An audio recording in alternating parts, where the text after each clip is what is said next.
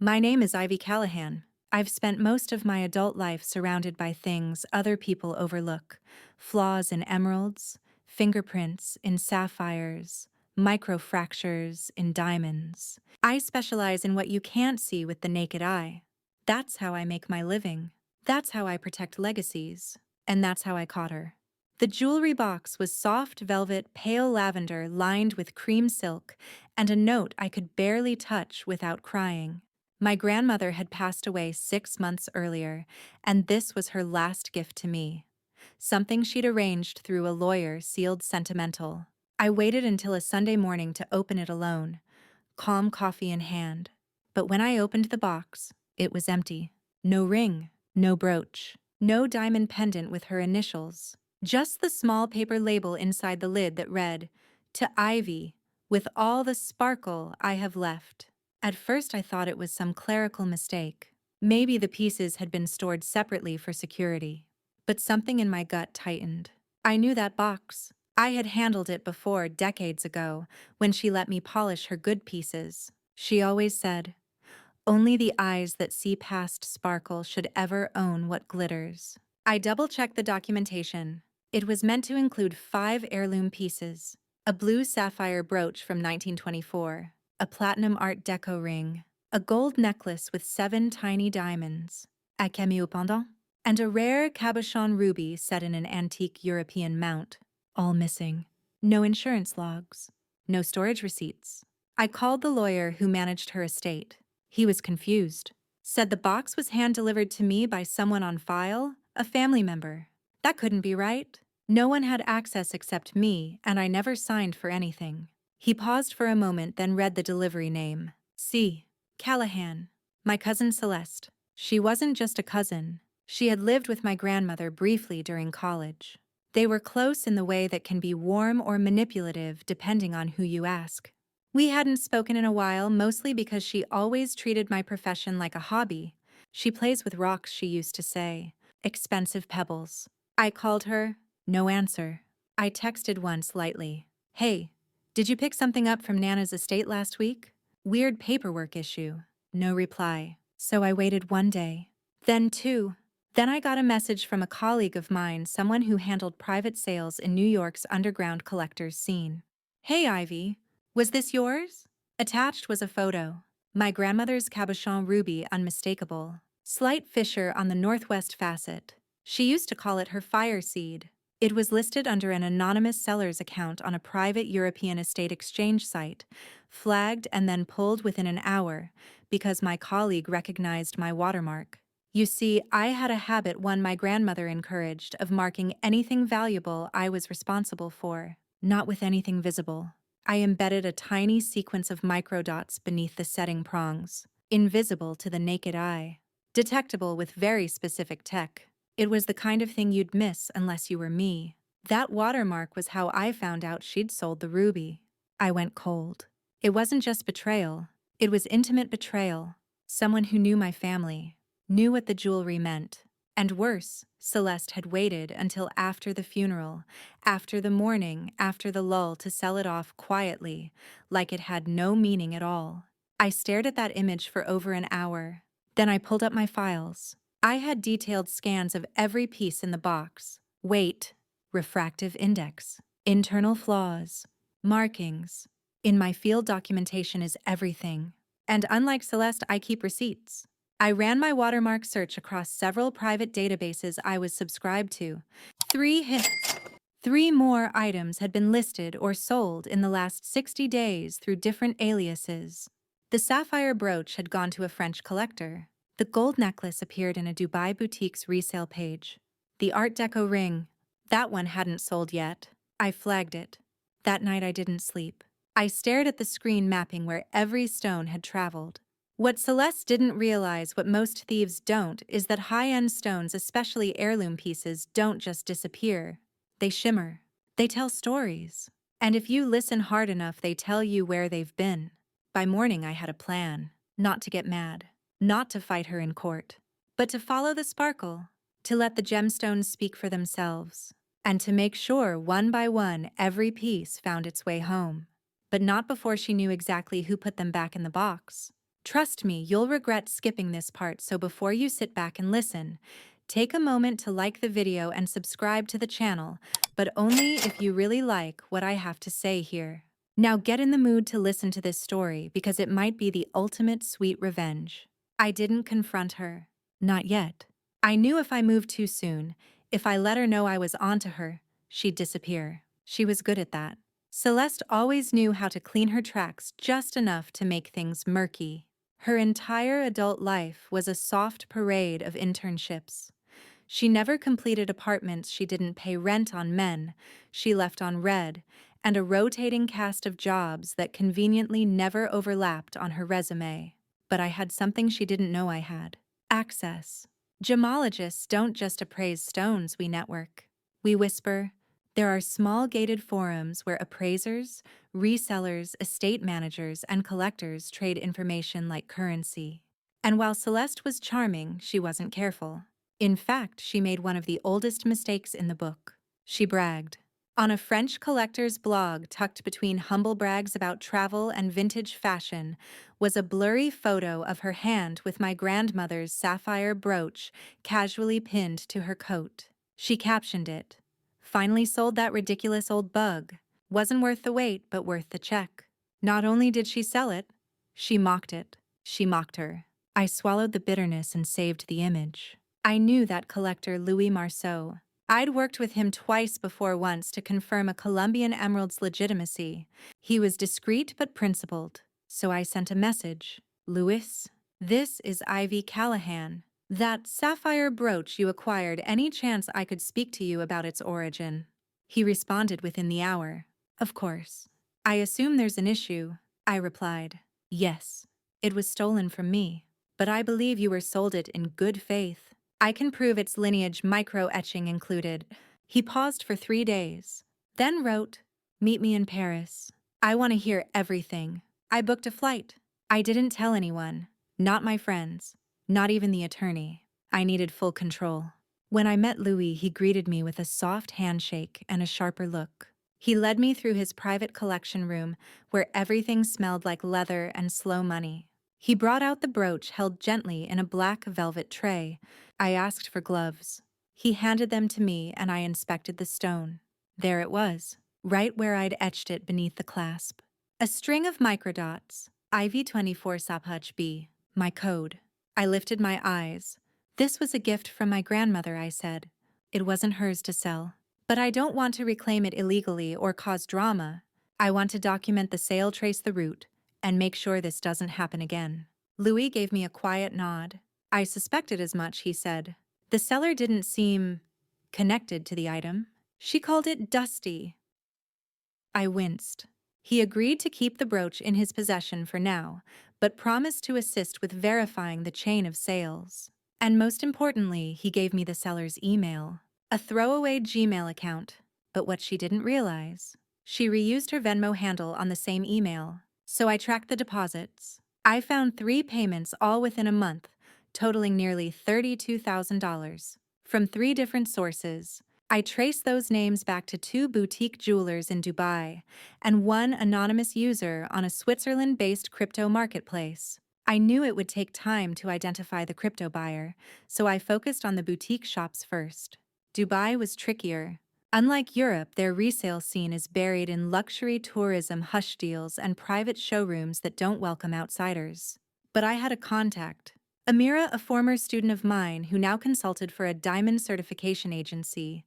I sent her a message. "If you ever come across a vintage 7-stone diamond necklace, Victorian-style gold clasp with a feather imperfection on the 4th stone, it's mine." She responded, "It came through last week, but it's gone now." My heart sank. But then she added, "The buyer posted it on Insta. Want the link?" It was there. On a filtered feed full of yacht brunches and rooftop champagne, my necklace, hanging like a prize. Tagless, of course, but I recognized the stones. I DM'd the buyer, politely, "Beautiful piece. I believe that necklace was stolen from my family. I have documentation. Can we speak privately?" They ignored me, so I changed tactics. I messaged their assistant listed in a separate tagged photo. "Hi there. Quick question about a piece your client posted might be involved in a stolen estate case. Happy to clarify with full documentation. The assistant replied instantly. OMG, what? Let me ask her. Hours passed. Then, she said she bought it fair and square. Doesn't want to give it back. But if it's really stolen, she doesn't want the drama. She's asking, how would you even know it's yours? I sent a photo of my original etching maps. Then, a microscopic shot of the feather imperfection clear as day. 10 minutes later, she'll send it to her jeweler to verify. If it matches, she'll ship it back. But she wants something in return. Silence. I agreed. For now. Because I didn't want noise. I wanted every stone, every sale, every dollar she made tracked. I was going to follow the glittering trail one sparkle at a time until it led me right to her front door. And then I wouldn't knock. I'd just open it. Celeste always underestimated people who stayed quiet. She believed volume equaled power, dramatic gestures, sharp insults, Instagram clapbacks. But the truth is, most destruction starts with a whisper, and I was already whispering into every collector's ear, every gemologist's inbox, every auctioneer's back channel. I was reconstructing her trail the way a spider rebuilds its web after a storm. The third piece, the Art Deco ring, was still up for sale when I located it. It had appeared under a pseudonym I recognized from an old shared Wi-Fi login Celeste and I had used in college. She used it as her eBay alias once. Califire92. Amateur mistake. She thought no one remembered that name but me. But I never forget details, especially when they glitter. The ring was being auctioned through a private broker named Hollis Webb, who specialized in pre-1950s estate jewelry. Hollis didn't list real names. He was a middleman, but I knew how to bait him. I emailed as a fake buyer using a French domain name and an anonymous high-net-worth profile, courtesy of a client I once helped recover stolen wedding diamonds. The request was simple. Interested in Deco Platinum Emerald-cut diamond ring. Will pay in cash or crypto. Must verify provenance first. Please provide seller affidavit. Hollis replied within 2 hours. Attached. A blurry scan of a handwritten note. Acquired from personal family collection. Belonged to my great-aunt. Gifted to my cousin, passed down privately. Never listed publicly. The handwriting was Celeste's. I knew that Loopy C, she always made it look like a swirl. Trying to be artistic. I didn't reply. I didn't need to. I filed an anonymous report with the broker's licensing board attaching both the note and the documentation of my watermark. I didn't want the ring pulled. Not yet. I wanted it frozen, a quiet investigation that would delay the sale. Long enough for me to prepare my move. And by now I had enough. Enough receipts. Enough screenshots. Enough breadcrumb trails. Enough stones. 3 of the 5 recovered. 2 still missing. The cameo pendant and the platinum necklace. And now, for the first time since I'd opened that empty velvet box, I allowed myself to feel something other than anger. Resolve. But emotions make you careless. And I was about to make my first mistake. I told my mother. We were having lunch, an overdue one. She'd always had a rocky relationship with Celeste's mother, her sister. I assumed she'd want to know. So between bites of bitter greens and a too salty vinaigrette, I told her everything. At first she just blinked. Then she asked the question I should have seen coming. Why didn't you go to the police? I sighed. Because once you go public, they go underground. I want the jewelry back, not headlines. She nodded. Then she looked away. And that's when I knew she would call her sister. Sure enough, 2 nights later, Celeste went dark. Her Venmo disappeared. Her socials went private. Her usual breadcrumb posts, trips, cocktails, blurry. Luxury vanished like smoke. Her resale handles, all scrubbed. She knew. Someone tipped her off. And it didn't take a detective to figure out who. I didn't blame my mother. Not fully. Family reflexes run deep. And some people still think shame works as a deterrent. It doesn't, but I wasn't just watching her disappear. I was watching her run, which told me something important. She was guilty enough to flee. That meant one of 2 things. Either she had already sold the final 2 pieces and didn't want to be traced, or she still had them. If it was the second, I had leverage. If it was the first, I needed to move fast.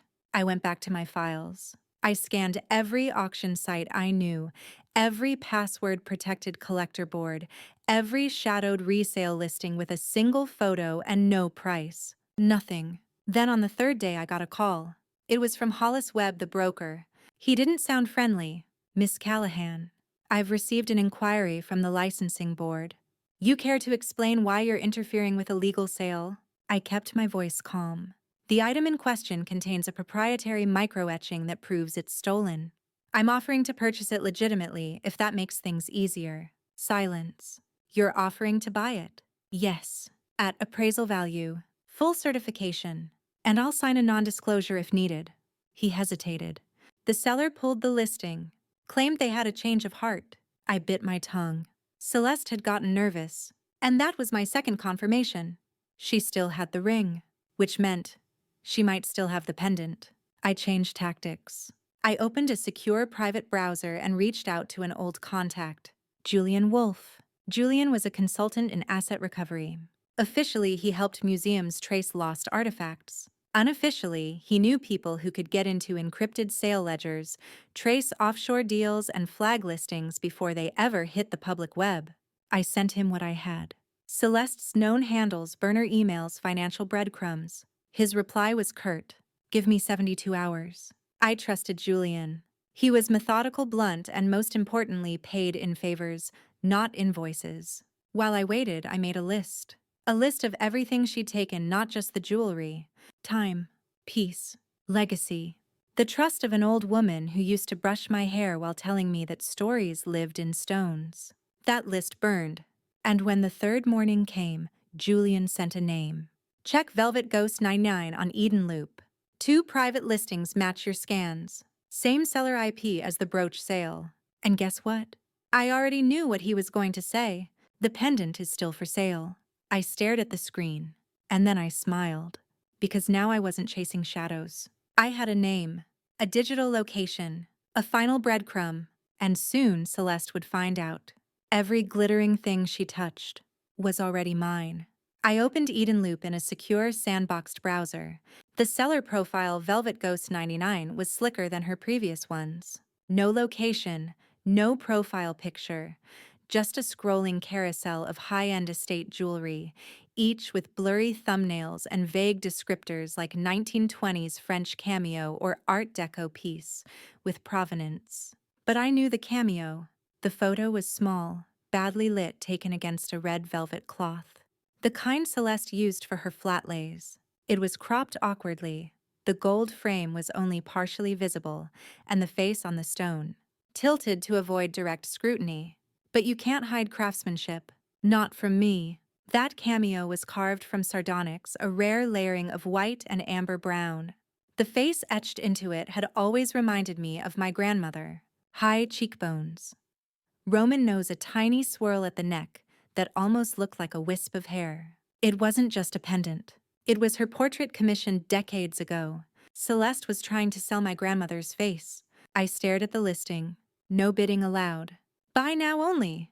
Crypto transfer preferred, and suspiciously no authentication documents available for preview. She was testing the market, hoping for a desperate collector or someone too new to care about provenance. I knew I couldn't buy it myself, not directly. If she saw my name, it would vanish again. And this time I might not catch the trail. So I called in another favor. An old client named Ezra. He was a crypto consultant I once helped recover a set of stolen Colombian sapphires for In return, he owed me one operation, no questions asked. This was it. "Ezra, I need you to purchase an item from Eden Loop. Pseudonym only. Pay the full amount. I'll wire you everything back plus a favor of equal weight." He didn't even ask what it was. "You want it delivered where?" "My lab. Direct signature only. Let me know as soon as it ships." 2 hours later, the transaction was complete. Celeste took the bait. Ezra sent me the tracking number. The package was coming from a private address in Northern California. I cross-referenced it with public tax data, not in her name, but in the name of someone Celeste had dated years ago. A guy who once built her a fake business website for her lifestyle blog, then disappeared after she drained his savings. She was hiding behind old ghosts. I called Julian again. "Can you verify the sender name for that tracking number?" 5 hours later, he replied, "Address belongs to a Shell LLC registered under L. Anders." She's using his identity. Typical Celeste. Borrowed names, borrowed homes, borrowed trust. She was too proud to sell the final pieces publicly, but not proud enough to admit the theft. The package arrived 2 days later. It was smaller than I expected. Inside, bubble wrap, then a leather case, and inside that, the cameo pendant. I lifted it with gloved fingers, light as ever, cold as if it remembered who had worn it. I brought it to the scope, zoomed in, and there it was, right at the base of the gold setting near the clasp. Micro-etched, Ivy Cam 1928, my grandmother's initials hidden in the curl of the filigree. Proof, mine. I set it down gently and breathed for the first time in hours. 4 down, 1 to go. The platinum necklace. The rarest, the most expensive, and the hardest to trace. I had no public leads, no listings, no bragging photos or crypto footprints. But I had something better now. A confirmed address. Celeste's hideout. I could have sent the police, filed theft claims, made her life publicly miserable. But I didn't want drama. I wanted justice, on my terms. So I flew out there, Northern California, a quiet suburb with mid-century houses and manicured hedges. Hers was rented, obviously. The porch light flickered. The lawn was yellowing. She was hiding but not thriving. I didn't knock. I waited. Across the street in a borrowed car with tinted windows, I watched her leave in the morning. Black sunglasses hair in a messy bun, jogging clothes. She probably hadn't jogged in. She was on autopilot. No awareness she was being followed. She went to a boutique coffee shop. I followed on foot. When she picked up her drink and turned, I was already at a table, waiting. She froze, half smile, half panic. "Ivy." I said nothing. Just pulled out a small velvet box, set it on the table. She sat down like gravity doubled. "What is this?" I opened it. Inside the cameo pendant. Her eyes widened. "You bought it." Still silence. Then finally, "Why are you here?" I leaned forward, calm as ever. "You still have the necklace." She blinked fast. "I don't." "Stop."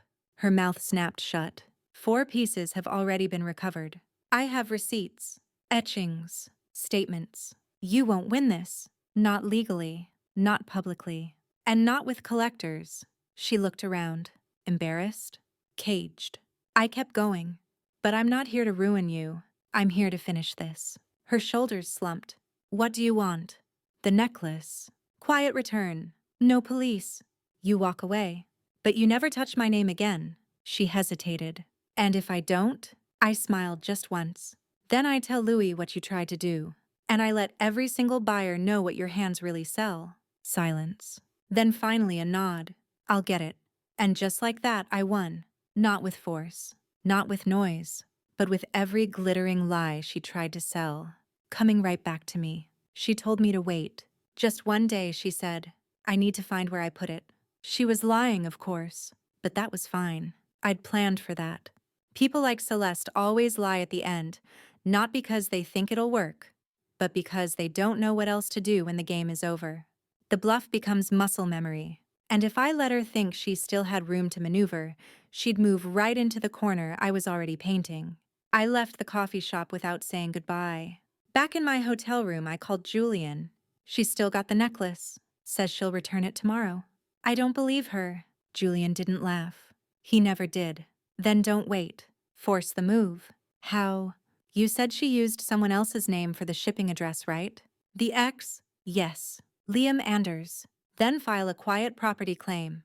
Not public, just enough to trigger legal pingbacks. She'll feel it." I hesitated. "Won't that make her vanish again?" "Not if you time it right. Do it now. Then show up tomorrow before the notice lands. She'll panic. And panic makes people stupid." I filed the report within the hour.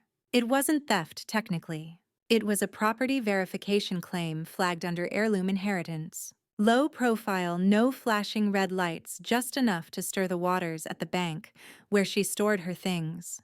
The next morning, I arrived early. Not to her house. To her storage unit. Julian's friend had run a database scan and found the lease.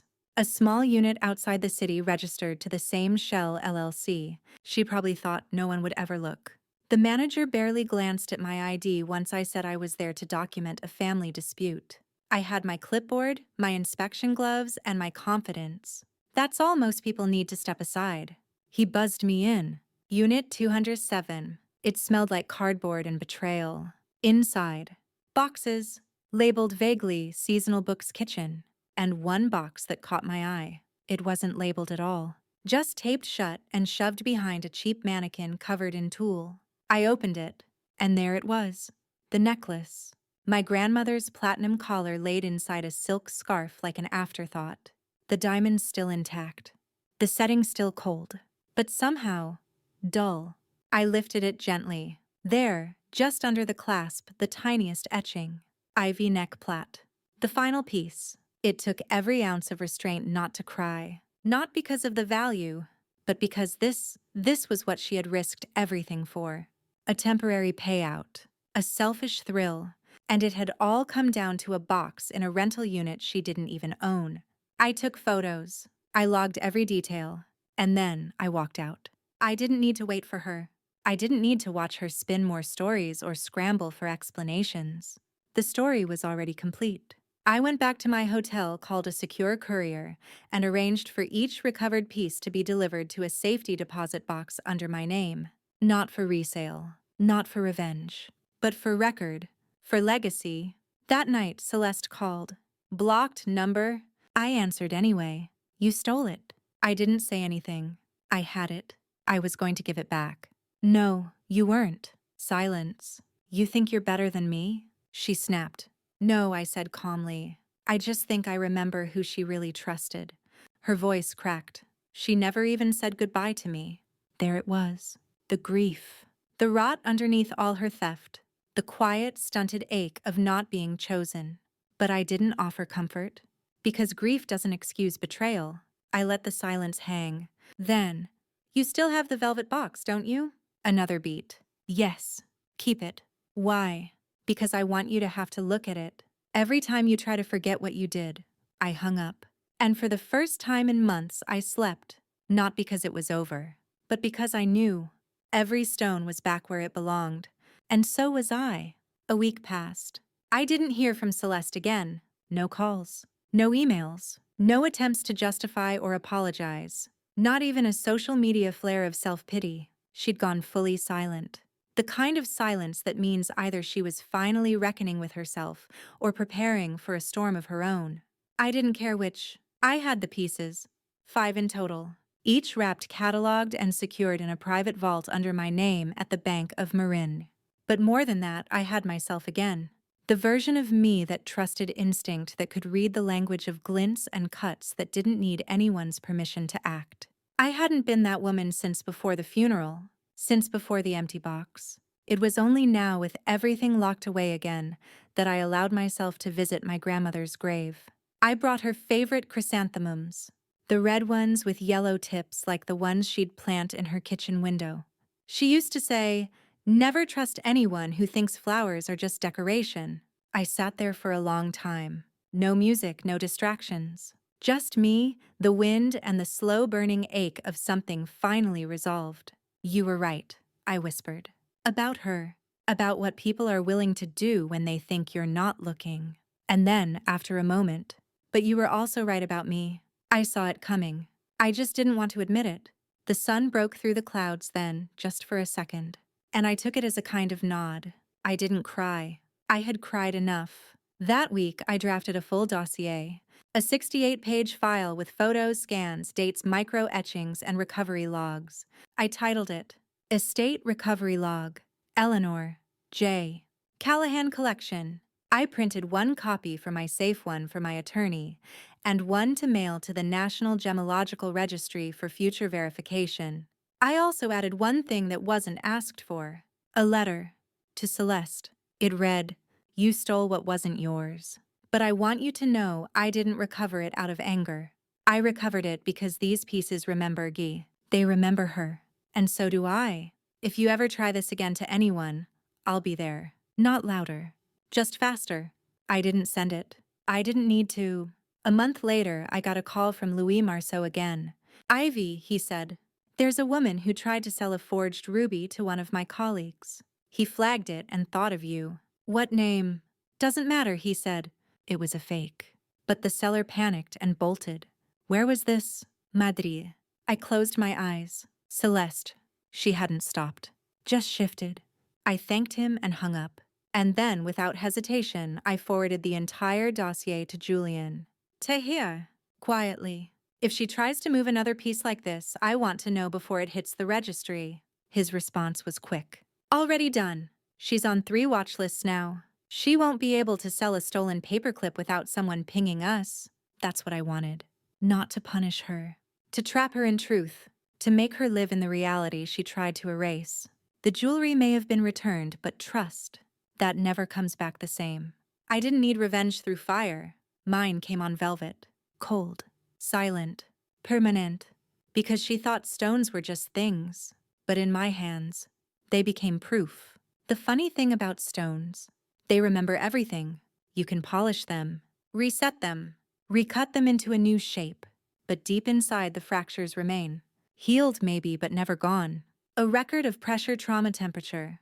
That's what we call an inclusion. Most people think it's a flaw. But to a gemologist, it's the story. And now I was finally ready to tell it. I started speaking at estate symposiums, quiet gatherings of collectors, archivists, and preservationists. I didn't give names. I didn't point fingers, but I walked them through the recovery process, the techniques I'd used to track pieces across borders, the mistakes that let a thief slip through cracks. And each time someone in the back of the room nodded a little too long, because my story wasn't unique. People lose heirlooms every day to estranged family, dishonest caretakers, or simple oversight.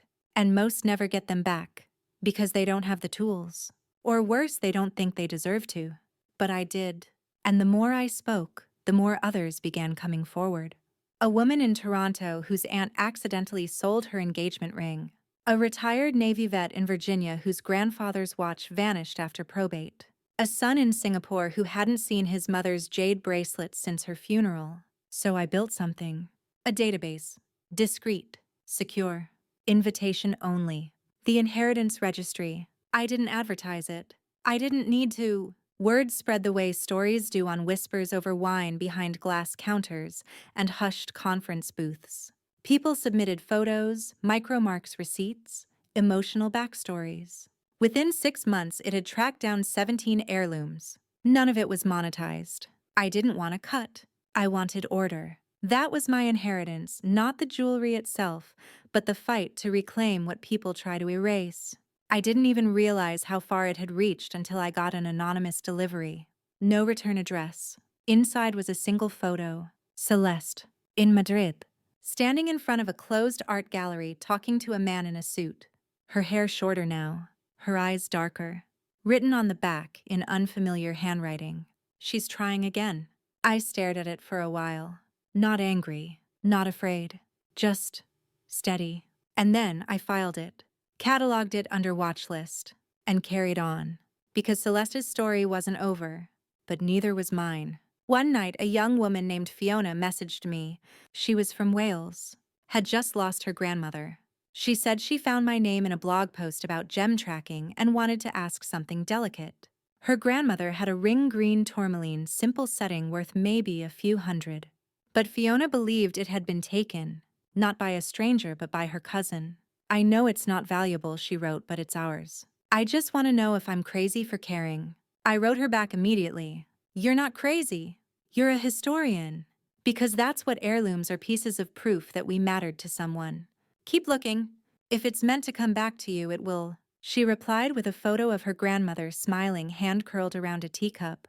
A faint green stone glittered on her knuckle. I saved the image. And that night, for the first time in a long time, I didn't dream of velvet boxes or lies told over lattes. I dreamed of tourmaline, of legacy, of people who remembered the stories their families tried to bury. And I knew. I was no longer just recovering jewelry. I was recovering truth, one inclusion at a time. It was sometime in late spring when I received a formal invitation. Heavy envelope, gold-trimmed edges, no return address. Inside, a card printed in elegant serif font. The International Archive of Private Collections. Annual Recognition Dinner. You are cordially invited to attend as a guest of honor. At first, I thought it was a mistake. These events were reserved for legacy collectors, curators from the Met old money families with estates so large they had separate safes for each decade. I didn't own a gallery. I wasn't part of a foundation. I was just someone who paid attention and refused to let people pretend the past didn't matter. But they knew who I was. And that meant my story had traveled. I attended, not for the honor, for the access. The dinner was hosted in a repurposed banking hall in Chicago. Ornate ceilings, brass fixtures, long tables set with crystal glasses and nameplates etched in silver. I wore black velvet and a chain with a single uncut garnet. Symbolic. I took my seat next to a soft-spoken man named Arun who worked in archival weaponry. Across from me, Elena Mirov, who tracked Cold War-era forgery schemes involving royal tiaras. And somehow I fit in. When the MC announced my name, a hush spread across the room. Tonight, we recognize Ivy Callahan not just for recovering 5 heirloom pieces stolen in silence, but for creating a method of quiet reclamation that is already shaping a global registry of truth. Applause. But it wasn't the clapping that stayed with me. It was the stillness. The moment people understood that what I'd done was not about jewelry. It was about agency. That night, 3 separate guests pulled me aside. One wanted help verifying a ring from 1910 that had surfaced in Buenos Aires. Another had traced a strand of pearls to a Parisian estate, but needed proof of ownership before alerting the family. The third simply whispered, "My daughter-in-law is selling my mother's locket. I just want to know if I'm being paranoid." They weren't paranoid. They were right to ask. And I told them all the same thing. Send me what you have. I'll help you find what they tried to hide. Months passed. The inheritance registry grew. I added new features, voice-logged memories for families to attach to pieces, high-res stone mapping AI-based scan matching to spot fakes in circulation. I hired a small, tight-knit team, people who cared more about stories than resale value, people like me. And somewhere in the swirl of all that work, I forgot about Celeste. Not entirely, but enough. Until I got a voicemail one morning. Unknown number. Unfamiliar voice.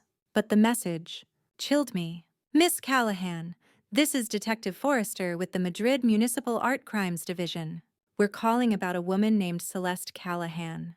We have a few questions regarding a set of forged estate documents and a necklace believed to match an entry in the inheritance registry." I froze, then replayed it. Twice. They'd found her, not because I chased her, but because her own trail finally caught up with her. She didn't know how to stop. She thought she could play the same game in a different country, sell her lies with a new accent, use a fake provenance, with a pretty bow, and make it stick. But my system worked. The etching she tried to fake didn't match. The microscan, inconsistent with known gemstone density. She wasn't just caught, she was documented. And suddenly everything clicked. This wasn't just a personal win, it was a precedent. Collectors would start taking etching seriously. Archives would begin referencing emotional provenance. Asset recovery would finally admit that stolen doesn't always look like a ski mask and a shattered window. Sometimes it looks like a cousin, smiling at the will reading. I called the detective back. Gave him the registry ID, sent him the affidavit, the photos, the scans, and then I sat back in my office chair watching the cursor blink in an empty search field. I typed her name. Nothing. No active aliases. No listings. Just silence. But this time, it wasn't my silence. It was hers. And it was earned. A month after Celeste's arrest in Madrid, I received a package. No sender listed. No postmark, just an international courier sticker and a return address in Belgium, likely fake. Inside, a box, smaller than a paperback wrapped in thick parchment paper. I opened it slowly, half expecting something dangerous. But what I found inside stopped me cold. It was the velvet box. The velvet box. The one I'd opened that morning after the funeral, only to find it empty. The one Celeste had stolen. The one I told her to keep? But this time, it wasn't empty. Inside were 3 stones, small, uncut, and unlabeled. One looked like a garnet. Another might have been citrine. The third was smoky quartz, cheap, common, nearly worthless. Each was glued into the silk lining in the exact place the heirlooms had once sat. Taped to the lid was a note handwritten in a shaky hand. Not the real ones. Just placeholders. Figured you'd want the box back. Qui no apology, no play. Just that. A kind of admission. A kind of surrender. And yet, a final game. I studied the handwriting. It was hers. But the last letter C had a tiny swirl at the bottom. Not the smug flourish she used to favor. Something else. Almost like a question mark. I didn't throw the box away. Instead, I placed it on the top shelf of my office behind UV-protected glass. Not as a trophy. Not even as a warning. But as a reminder that sometimes the people who love you most are also the ones who think your boundaries are optional. That legacy isn't a vault. It's a set of decisions. Protected. Guarded. Claimed. 3 weeks later, I was invited to a closed-door advisory session at the European Council for Cultural Preservation. My file had made the rounds, and they wanted to discuss integrating gemstone fingerprinting into broader international recovery protocols. It was bigger than me now. Bigger than Celeste. I presented my method to a room full of skeptics, and scholars walked them through micro-etching, emotional provenance scoring, and networked traceability chains. At the end, a thin woman in her 60s, an Italian antiquities expert, raised her hand. "Do you believe objects carry memory?" I paused. Not because I didn't know what to say, but because I did. "No," I said, "but I believe we do, and we embed it in them. The way grief embeds itself in quiet places. The way justice embeds itself in the long arc of being patient enough to act when it matters." She nodded. That was all she needed. And the room, previously stiff academics, softened. Because the truth is, most of us working in this field aren't just archivists. We're survivors of memory, trying to keep the pieces in the right hands. That night, as I walked back to my hotel in Geneva, the air sharp and clear, I passed a shop window. Inside, vintage jewelry on a rotating display. Tourmaline, topaz, aquamarine. I stopped, not because of the stones, but because I saw something else reflected in the glass. Myself. Still, calm, and no longer waiting for anyone to return what was mine. Because I had it all now. The story, the silence, the box, and the final unshakable truth. Sometimes revenge doesn't leave ashes. It leaves a catalog, one only you can read. By the time summer arrived, the inheritance registry had recovered 31 items. Not massive artifacts. Not crown jewels. Just the kind of pieces that disappear between generations, lockets with initials no one remembers. Cufflinks with hand-etched crests. Rings pulled from drawers before the will is read. Most weren't stolen in the way the law understands. They were claimed, quietly, by those who thought no one would notice. But I noticed, and so did others. A retired historian in Boston used the registry to track a lost brooch from her mother's nursing home. A father in Hanoi used it to find his grandfather's bamboo bracelet sold through an antique market. Even a skeptical museum curator in Oslo contacted us asking if we could verify 3 sapphires from a disputed aristocratic sale in the 1950s. Each recovery added weight to the work. Each name added to the registry was more than a file. It was restoration. I had thought I would feel lighter. That reclaiming everything Celeste stole would finally let me breathe without a weight at the base of my spine. But what I felt now was something different. Clarity. Not peace. That's a word for endings. This was momentum. I began writing a book. Not a memoir. Nothing that self-serving. But a field guide. Proof of lineage. Quiet tools for heirloom recovery. I didn't care if it became a bestseller. I cared if it made someone stop before selling something with initials engraved inside. I cared if a 24-year-old cleaning out her grandfather's storage unit thought to scan the inside of a watch before tossing it into a pawn shop pile. I included case studies, altered names, step-by-step protocols for scanning, etching, registering, and one entire chapter titled, "What to Do When the Thief is Family," because that in the end was the hardest part for most people. Not losing the object, but realizing the betrayal had a familiar face. One afternoon, as I was reviewing new submissions, a name popped up on the pending verification list. C. Callahan. My pulse didn't rise. I clicked the profile. No address. No phone. But there was a message attached. You don't have to approve it. Just wanted you to know I still remember the codes. This time I etched it myself. Thought you'd be proud. Not asking for forgiveness. Just trying to matter somewhere else now. T. No signature. Just a single file uploaded. A photo of a rose gold locket. The etching was crude, but they're someone else's initials. Dated, indexed, GPS stamped. It was her attempt at, I don't know. Redemption. Mimicry. Mimicry as redemption. I stared at the screen for a while, then archived it. Not approved. Not deleted. Just set aside.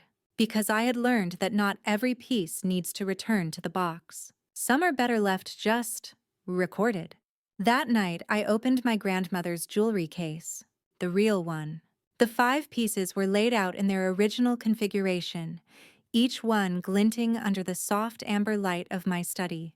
I ran my fingers over them, not to polish, just to feel the weight. They felt heavier now, not with gold, with memory. And maybe that was what she meant all along. That jewelry wasn't meant to impress. It was meant to anchor, to remind you where you came from when people try to scatter your sense of self. I closed the box, locked it, and whispered almost without meaning to.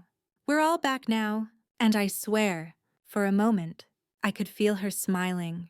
Autumn brought rain, and with the rain came stillness, the kind that soaks into your bones and makes even the most polished city feel like it's remembering something it lost. I didn't mind it. The downpour helped drown out the noise of headlines, emails, and other people's emergencies. It gave me space to think, and for the first time in a while I thought about what came after. Not just after Celeste, after the registry, after the revenge, but after me. What would happen when I was no longer around to explain what each etching meant, or to remind the next generation that inheritance isn't just about money or land, but about story? That's when I made a decision. I opened an endowment. It wasn't large, just enough to keep the registry running for 25 years. I set the terms myself. Free use for families reporting intrafamily theft. Anonymous submissions allowed. All recovered items documented in triplicate, digitally, physically, emotionally. Emotional documentation meant a written memory, a photo, or a recorded voice log. It was strange how formal it all felt, like drafting my own will but for a mission rather than a fortune. I named it the Eleanor Protocol, after her, because no matter how much I'd done, it all started with that velvet box and a note written in a hand I would never see again. The very next week, I was invited to speak at a university symposium. Young archivists, undergrads, digital forensics majors. Most of them didn't know what a brooch was, let alone why it mattered. But I told them anyway. I stood in front of 100 faces lit by cold white fluorescence and asked, "How many of you know what's in your grandmother's drawer?" A few nervous chuckles, some hands halfway raised. "How many of you think it'll still be there when you go looking for it?" Silence. Then I told them the story. Not all of it. Just the beginning. The empty velvet box. The cousin who sold what didn't belong to her. The stones that told on her anyway. And at the end I said this: revenge is overrated. It's romanticized, commercialized, turned into content. But what no one tells you is that revenge isn't about power. It's about preservation.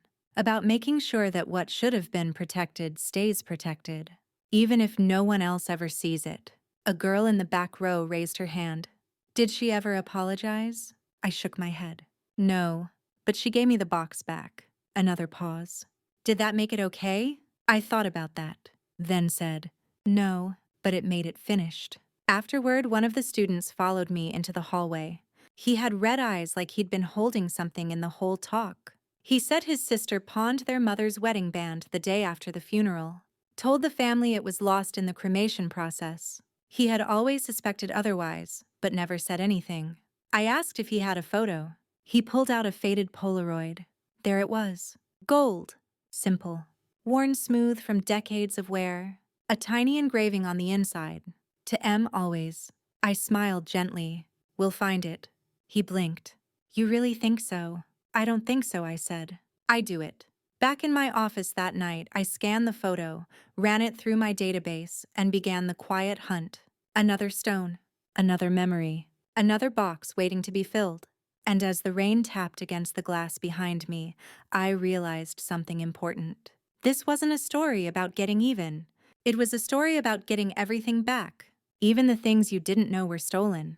December arrived with sharp winds and shorter days, and as the year folded in on itself, so did I into routine reflection and quiet vigilance. The inheritance registry continued its slow, deliberate expansion. Each submission carried its own kind of heartbreak, and each recovery stitched a bit more meaning into the work. But just when I thought the story with Celeste had truly ended, something strange happened. I got a call from an auction house in Zurich. "Miss Callahan," the woman said, her accent clipped and careful. "We have a necklace up for authentication, a platinum setting Edwardian style. It matches an entry from your registry ID EE52. I froze. That was our necklace. The necklace. The fifth piece. The one Celeste had returned by force. "Are you certain it's not a replica?" I asked. "That's the thing," she replied. "It is a replica, almost perfect. But the etching is wrong. It reads IV Plat 01, except the font is machine printed. It's a forgery. And we trace the listing to a name you'll recognize. C. Callahan." So she was still trying, still cloning the past, still pretending the sparkle could replace the weight of truth. I didn't get angry. Instead, I asked the Zurich contact to send me photos, documentation, and any scanned certificates she was provided. The images were impressive. From a distance, even I would have struggled to tell. But up close, there were tells. Microscopic inconsistencies in the cut, digital etching instead of acid micropoints, and the absence of weight. You can't replicate memory. And Celeste had never learned that. I debated what to do. I could press charges. I had every right. The international community now took gemstone fraud seriously, thanks in part to the registry and the Eleanor Protocol. But I paused. Because part of me wondered, was she forging now out of greed? Or desperation? Or, worse, out of longing? To matter? To be remembered for something? I sent one message. Encrypted. Non-traceable. Delivered through a third-party inbox I knew she still checked. "The replica's not bad, but you missed the weight balance. You can't fake what you never carried." I didn't sign it. I didn't have to. That was all. No police. No pursuit. Because at this point, every time she tried to mimic the truth, she deepened the gulf between what she had and what she could never hold. Later that week, I walked into my office, switched off the overhead lights, and turned on the single amber bulb above my desk. There they were, 5 pieces laid out in silence. And behind them, a growing folder of attempts. Réplicas, fakes, near misses, echoes. I kept them not to glorify her crimes, but to document her patterns. To remind myself that even those who fail to honor the past still orbit it, haunted by what they couldn't steal. I began a new file. Case study. The Shadow Inheritor. It wasn't about revenge. It was about remembrance. A record of one woman's obsession not with wealth, but with rewriting history so she could feel like part of it. And in writing that file, I realized something even deeper. Celeste never wanted the jewelry. She wanted the right to be remembered. But she never learned the one thing my grandmother had taught me. What you steal will always betray you. That evening, I recorded my first personal audio log. Not a tutorial, not a case study, just a memory. Of her, of brushing her hair while she polished her brooch, of the way her voice dipped when she spoke about old things with real weight, of the moment she handed me the box and whispered, "You'll know what to do when the time comes." I hit save, not to archive it, but to pass it on. Because someday someone will inherit my stories, and I want them to know. What was stolen didn't stay gone. It came back, etched, reclaimed, and more luminous than ever. Winter deepened. The kind of winter where the wind no longer howls, it hums low and steady, like the sound of something ancient settling into place. I spent most days alone in my office, cataloging submissions, updating forensic scan indexes, responding to people who never thought they'd find what they'd lost. And yet the name Celeste Callahan still sat in the back of my mind. Not as a threat anymore, not even as a ghost, just as a loose thread? The kind that doesn't fray but simply lingers. I hadn't heard from her since the Zurich forgery. No new attempts, no trails to trace. And in a strange, unexpected way, it made me feel a kind of grief I couldn't place. Maybe it was the silence. Maybe it was the knowledge that even if someone stops stealing, it doesn't mean they've returned. Or maybe I was mourning the end of a rivalry that had kept me sharper than I ever admitted. But grief, like gemstones, reveals its clarity under pressure. So I kept working. One morning, I received a package, small, heavy, no return address. Inside was a pendant. Simple, silver, slightly tarnished. No markings on the outside. But when I unscrewed the back panel, I found something etched on the inner curve. Some things you can't steal. There was no note, no signature. Just that. And yet I knew. Celeste had sent it. I didn't know where she was, what she was doing, whether she was still running scams or living quietly somewhere under a new name. But I knew this wasn't a trap. It was the only apology she'd ever send. And in her language, it meant more than words. I placed the pendant on a linen tray, logged it, marked it unclaimed. Origin confirmed. Sentiment true. The holidays came and went. On New Year's Eve, I found myself alone in my apartment with a cup of black tea and the registry interface glowing quietly on my laptop. Submissions that week. 14. Verifications complete. 11. Recoveries initiated. 6. It wasn't about scale anymore. It was about impact. People weren't coming to the registry just to reclaim jewels. They were coming to reclaim identity. The ring that proved a grandmother had once been married. The locket that verified a family photo wasn't forged. The earrings a father left for a daughter no one else believed existed. Every item recovered was a piece of someone's name etched back into place. And when I thought about Celeste now, I didn't think of her as a thief. I thought of her as a shadow that taught me where the light was. I closed my laptop and opened the velvet box one last time that year. The 5 pieces were still there, exactly as they'd been. Only now they weren't just heirlooms. They were a map of the quiet war I had won. Without breaking anything, without raising my voice, without letting rage rot the parts of me that still believed in love and stories and memory, I stood by the window as midnight rolled in. Below, fireworks echoed off wet pavement. People shouted, cheered, kissed, drank. I didn't move. I simply whispered. She gave them back. Not just the jewelry, the control, the truth, the weight, and more importantly, she gave me purpose, a reason to keep watching what glitters, a reason to keep tracking the light through every layer of history. Because some people steal, some people forget, and some people watch, recover, restore, and never, ever let the sparkle disappear without a fight. By early spring, the registry had gained international footing. What started as a side project born from betrayal had grown into a recognized standard across 6 countries for verifying heirloom provenance and quiet estate reclamation. Universities were referencing it in forensics courses. Estate planners were citing it in their client packets. Interpol had even requested a presentation quietly off the record. The work no longer felt like patching holes. It felt like planting anchors. And for the first time in years, I stopped watching over my shoulder for Celeste. Not because I thought she was gone, but because I no longer needed to fear her return. She had become a lesson, not a threat. One day, while reviewing flagged entries, I found something that made me pause. Not a forgery, not a theft, a child's submission. 12 years old from Ohio. The note attached read, "This is my grandma's ring. Mommy says it's junk, but I think it's magic. I want to save it before someone throws it away." There was a picture, a tiny silver ring tarnished and bent with a single cracked turquoise stone at the center. It had no resale value, no historical importance. It hadn't been stolen. It hadn't even left the drawer yet. But to that girl, it was everything. I flagged it as priority 1. Not because of the item, because of the instinct. That girl already knew what most adults forget. That legacy isn't about price. It's about pulse, the heartbeat in an object no one else sees value in. I called her mother. I expected resistance. Instead, I heard tears. She found it the day after her grandmother died. I told her to toss it, but she wouldn't. I didn't realize how much it mattered. It's not too late, I said. Even for something like that? Especially for something like that. 2 weeks later, the ring arrived at our office.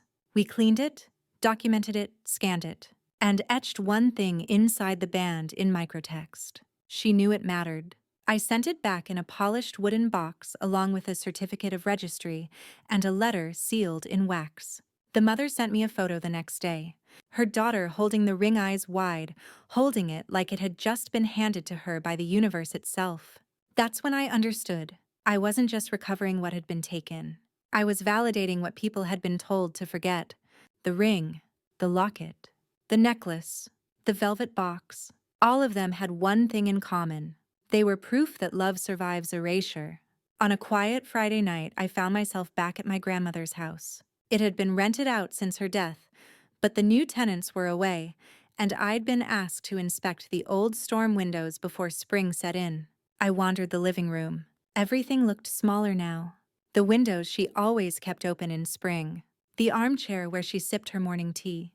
The wooden floor where I once spilled an entire bottle of sapphire solution and sobbed like the world had ended. And then in the hallway, I saw the faint imprint on the wall where her jewelry cabinet had once hung. Gone. Empty, but not forgotten. I closed my eyes and pictured it. The drawers, the locks, the pieces that once lived there, now safe. Now home. I left a single note on the fireplace mantel for the tenants. It read, "If you ever find something here that looks worthless, ask yourself, who might have left it behind on purpose?" No signature, no explanation, just the kind of whisper that leads people back to truth. Because revenge doesn't always roar. Sometimes it hums in silver, sometimes it returns in velvet, and sometimes it passes through the hands of a child who simply knows that magic doesn't look like gold. It looks like memory, and memory once recovered never leaves again. It was dusk when I closed the final file, the last of the 5 original heirlooms scanned, catalogued, protected. The velvet box now sat in a temperature-controlled case behind my desk, each item precisely positioned as it had been that morning. I first opened it years ago and found it empty. Only this time it was full. And so was I. Not with anger, not with grief, but with completion. The story I thought would end in rage had unfolded into something far richer, a map of memory, a reclamation not just of things, but of the truth that lives inside them. I'd been asked to give a closing keynote at the International Ethical Collectors Summit. Speak on anything you want, they told me. So I did. I spoke about theft that doesn't look like theft. About how legacy gets stripped in silence, not in spectacle. I spoke about Celeste not by name, but by shape. Some people steal because they want value. Others steal because they want connection. And when those two needs collide, we get the most dangerous kind of thief. The one who believes they're owed. There was silence in the room. Then I held up a photo of the velvet box. 5 heirlooms returned, 1 legacy restored. This box was once emptied by someone who claimed to love me. But I filled it not with revenge, with memory. And in doing so, I proved a very simple truth. You cannot sell what was never yours to begin with. I stepped down to quiet applause. And in the back row, I noticed a woman watching me. Late 30s. Hair tucked into a beret, a notebook in her lap, but she wasn't writing. She was listening. And when our eyes met, she gave a single, subtle nod. Celeste. No, but someone like her, maybe someone she once hurt. It didn't matter. The echo of that story was now helping others tell their own. Later that night, I returned to my office and unlocked the case one last time. One by one, I lifted the pieces from the velvet. I whispered their names as I held them. Not their jewelry names. Their real names. Fireseed. The Widow's Loop. December Light. Throat of Memory. Weight of Witness. My grandmother had never called them that aloud. But I had learned to name them myself. Because you don't have to inherit words to inherit meaning. And then I did something unexpected. I removed one piece, the cameo pendant, and placed it in a new box. One I'd carved myself. Inside I included a letter. And I addressed it to no one. Just to whoever finds this next. I didn't write what it was worth, or how it had been stolen, or how it came back. I simply wrote, This belonged to someone who believed love had weight. If you can feel it, keep it. If you can't send it back, then I sealed the box, locked it in a separate vault, and recorded it in the registry as unassigned heirloom 00001, legacy in trust. Because not everything we protect should be for ourselves. Some things are meant to wait for the right hands. And now, this is where the story ends. Not with sirens, not with lawsuits, not even with forgiveness, but with silence, a peaceful kind. The kind that follows a long chase and a longer reclaiming. The kind that tells you, you did not lose. You were simply delayed. And now it's all where it belongs. Not just in the velvet box, but in the record, in the story, in me. Thank you for listening. This has been the quietest revenge of all. A revenge etched not in anger, but in legacy. When Ivy Callahan received a velvet box from her grandmother's estate only to find it empty, she began a journey not of anger, but of meticulous, calculated reclamation. A trained gemologist, Ivy used her deep knowledge of micro-etching global resale networks and forensic stone analysis to quietly trace and recover 5 heirloom jewelry pieces stolen by her cousin Celeste. Rather than pursue loud legal retribution, Ivy forged a path of patient justice, tracking sales through underground auction houses, exposing forgery attempts, and ultimately building the inheritance registry, a secure global system to track, verify, and return heirlooms to their rightful owners. The story evolves beyond revenge into a meditation on memory, family betrayal, legacy, and emotional ownership.